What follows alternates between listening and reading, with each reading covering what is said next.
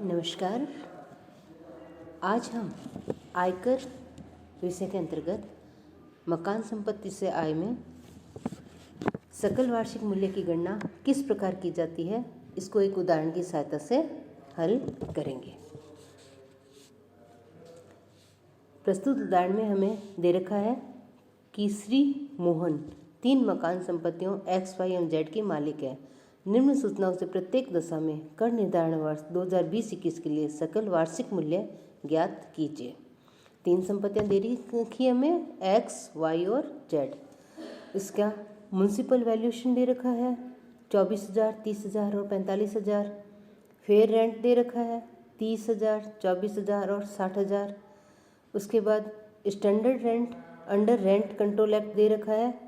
पहले वाले में नॉट एप्लीकेबल है, वाई मकान संपत्ति में 21,000 और जेड में 66,000 है। रेंट रिसीव्ड और receivable for let out period before deducting unrealised rent है एक्स का 27,000, वाई का 28,000 और जेड का 18,000। Period for which the house remained vacant in month x 3 महीने के लिए, वाई 4 महीने के लिए और जेड 6 महीने के लिए खाली रहा। अनरियलाइज्ड रेंट है फॉर प्रीवियस ईयर 2019-20 एक्स मकान संपत्ति का 3,000 और वाई मकान संपत्ति का 7,000। ये हमें एक क्वेश्चन दे रखा है। इनमें हमें तीनों मकान संपत्तियों का सकल वार्षिक मूल्य की गणना करनी है। तो सकल वार्षिक मूल्य की गणना हम 3 स्टेप्स में करते हैं। तो वो पहला स्टेप हम इसमें धारा 23(1) के अनुसार की जाती है। तो पहला स्टेप होता है हमारा अपेक्षित किराया यानी एक्सपेक्टेड रेंट की गणना करना। तो यह हमें नगरपालिका मूल्यांकन या उचित किराया दोनों में से जो भी अधिक हो वही हमारा अपेक्षित किराया माना जाता है। उसके पश्चात का हमारा स्टेप होता है कि प्राप्त किराया अथवा प्राप्त किराए की गणना करना। इसमें से जो हम न वसूल हुए किराए की राशि है उसको घटा देते हैं।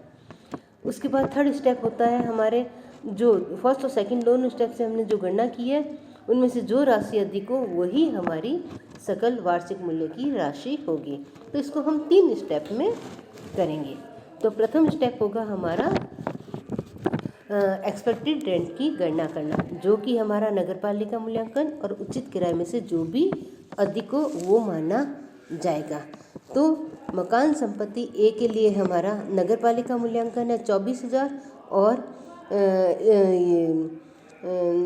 फेयर रेंट 24,000 और फेयर रेंट है हमारा 30,000।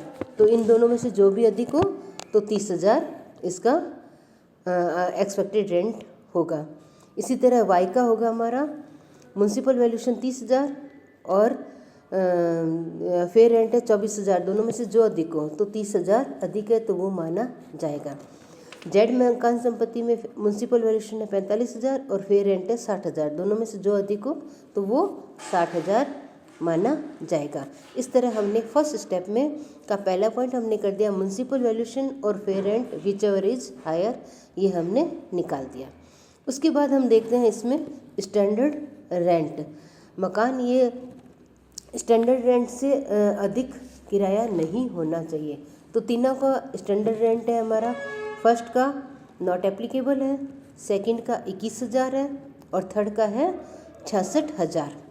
तो इन दोनों में से जो भी कम हो वो ही हमारा एक्सपेक्टेड रेंट होगा। यानी इसको हम ये कहेंगे कि जो म्युनिसिपल वैल्यूएशन है और फेयर रेंट है उन दोनों में से जो भी अधिक हो लेकिन स्टैंडर्ड रेंट से अधिक नहीं हो।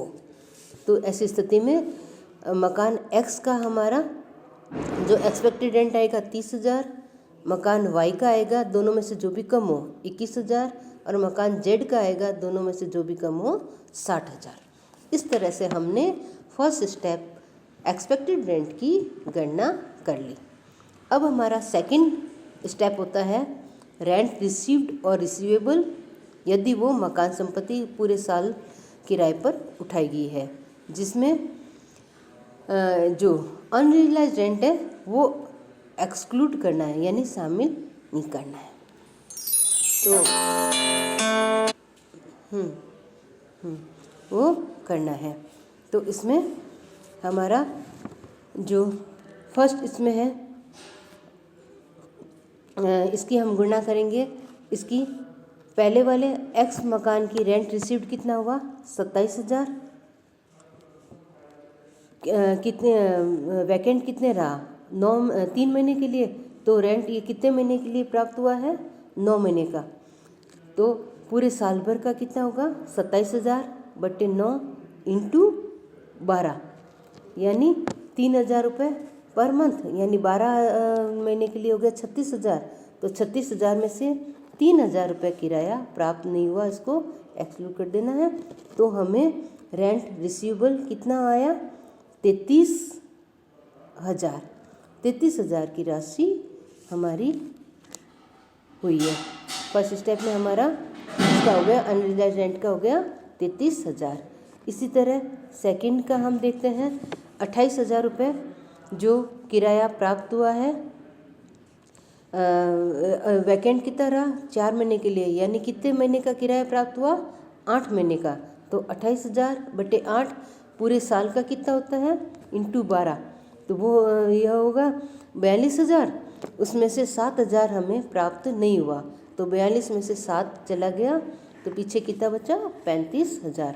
तो इस प्रकार इसका हमारा वाई मकान का रेंट रिसीवेबल हो गया हमारा 35,000।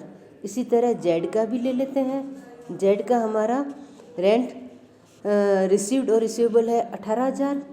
कितने महीने का प्राप्त हुआ है 6 महीने का प्राप्त हुआ और 6 महीने का बाकी है, तो 18,000 बटे 6 इंटू 12, तो ये हो गया। तो इसका पूरे साल भर का हुआ 36,000। अनरियलाइज्ड रेंट कुछ है नहीं तो वो लेस करेंगे नहीं, तो इसका हमारा हो गया हमारा 36,000। तो स्टेप सेकंड हो गया हमारा रेंट रिसीव्ड और रिसीवेबल 36,000, ये हो गया। स्टेप थर्ड होता है हमारा फर्स्ट स्टेप और सेकंड स्टेप में से जो भी अधिक मूल्य है वही माना जाएगा। तो फर्स्ट स्टेप में मकान एक्स की वैल्यू है 30,000 और मकान वाई की ये सेकंड स्टेप में वैल्यू है 33,000, तो विच एवर इज हायर हो गया 33,000। इसी तरह मकान वाई का भी फर्स्ट स्टेप और सेकंड स्टेप में से जो भी हायर वैल्यू है वो है 35,000। इसी तरह जेड मकान के लिए भी फर्स्ट स्टेप और सेकंड स्टेप में से जो भी हायर है तो वो हो जाएगा हमारा इसमें 60,000। तो ये स्टेप थर्ड के अनुसार हम इस तरह से गणना कर लेते हैं। उसके पश्चात हमारा एक स्टेप और आता है कि जो भी हमारा वैकेंसी पीरियड है उसकी छूट दी जाती है। वैकेंसी पीरियड की छूट दी जाती है, तो खाली रहने की अवधि का किराया हम इसमें से लेस करेंगे। तो कितना, पहला मकान कितनी समय अवधि के लिए खाली रहा 3 महीने के लिए, तो इसका हो जाएगा हमारा 27,000। कितने महीने के लिए मिला है 9 महीने के लिए, तो 1 महीने का किराया कितना हुआ 3,000, तो 3,000 इंटू 3 महीने का किराया हो जाएगा 9,000, तो 9,000 रुपये प्राप्त नहीं हुए। इसी तरह वाई मकान का 28,000 किराया प्राप्त हुआ है कितने महीनों के लिए 8 महीनों के लिए, तो 4 महीने का जो किराया प्राप्त नहीं है उसका कितनी राशि होगी 14,000। इसी तरह जेड मकान का लिया गया 18,000 कितने महीने के लिए मिला है 6 महीने के लिए, तो रिमेनिंग 6 महीने का भी कितना होगा 18,000 ही। तो ये हमारा वैकेंसी पीरियड का जो किराया है वो 18,000 होगा। इस तरह से इसमें से हम थर्ड स्टेप से जो कैलकुलेट की हमने वैल्यू, उसमें से unrealised rent for vacancy period का जो हमारा जो किराया है वो हम इसमें से लेस कर देंगे। तो इस पर लेस करने के बाद जो राशि आएगी वही हमारी GAV यानी ग्रॉस एनुअल वैल्यू कहलाएगी। तो मकान एक्स की GAV होगी 33 माइनस 9,000 बराबर 24,000।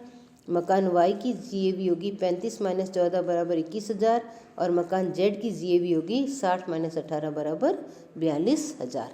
इस तरह हम सकल वार्षिक मूल्य की गणना करते हैं।